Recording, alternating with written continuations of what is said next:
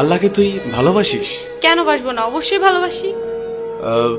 আল্লাহকে কি তোর বয়ফ্রেন্ডের মতো ভালোবাসিস? বয়ফ্রেন্ডের মতো কেন ভালোবাসবো? না মানে তোর ফেসবুক অ্যাক্টিভিটি তো তাই বলে। মানে ঠিক বুঝলাম না। অ্যাকচুয়ালি তোর না তোদের মতো মেয়েদের ফেসবুক প্রোফাইলে ঢুকলেই দেখা যায় কভার পিকচারে কোরআনের ছবি, কিন্তু তুই কোরআন পড়তে পারিস না। প্রোফাইল পিকচারে মক্কা শরীফের ছবি, কিন্তু তুই যেটা আপলোড করার যোগ্যতাই রাখিস না। এখানে যোগ্যতার কি হলো? অনেক কিছু। তোর ফিচার ফটোতে 5 ওয়াক্ত নামাজের ফায়দার কথা, কিন্তু তুই 1 ওয়াক্ত পড়িস না। আর একটু নিচে নামলেই দেখা যায় তোর টলটনে রলমলে সুন্দর শরীরের সব পাট পাট ছবি। এই ফাইজলামের বাড়ি কোথায়? এটা কি ইসলামের অবমাননা নয়?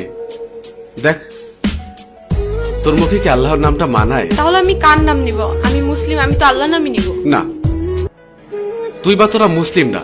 এই যে বললাম, শুধুমাত্র এদেশে মুসলিম বেশি তাই তোরা মুসলিম পরিচয় দিস।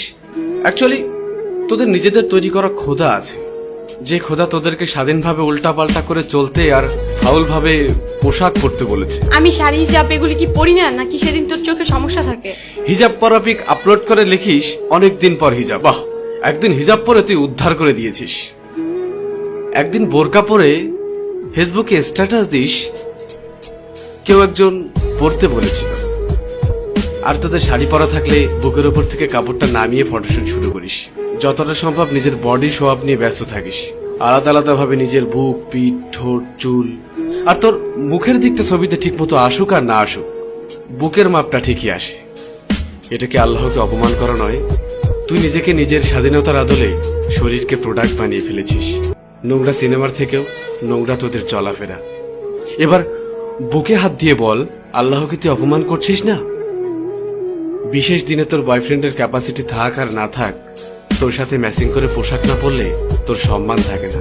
তবে একটা চমৎকার বিষয় হলো, সারাদিন তোর ডিমান্ড থাকলেও দিন শেষে বিয়ের জন্য সব ছেলে একটা ভালো মেয়ে খুঁজবে। আর তুই তো নিজেকে খারাপ বলতেই স্বাচ্ছন্দ্য বোধ করিস। তোর ফেসবুক প্রোফাইলে কি লেখা থাকে?